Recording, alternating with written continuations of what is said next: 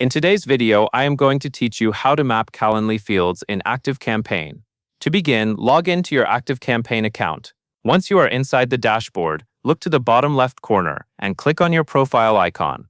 This will open a menu with account options. From there, select Apps. This is where Activecampaign lets you connect outside tools and services so they can share information with your account. When the Apps page opens, use the search bar to look for Calendly. As soon as it appears in the app directory, click on it to open the integration page. This page gives you access to the connection settings and lets you start linking your Calendly account with Activecampaign. Next, go to the top right and click Add an account. After that, click Connect. You will then be guided through the Calendly login and authorization process.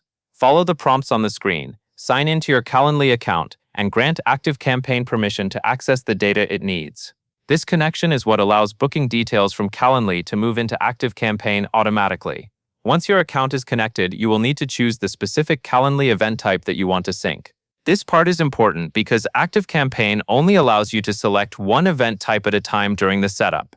If you want to connect more than one event type, you can repeat the same process again for each additional event later.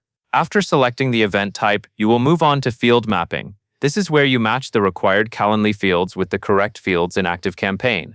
In simple terms, you are telling Activecampaign where each piece of booking information should go. Take your time here and make sure each field is mapped correctly, so your contact data stays organized and useful inside your account. When the mapping is complete, click Finish. At that point, your Calendly account will be connected to Activecampaign, and booking data will begin syncing automatically whenever appointments are made.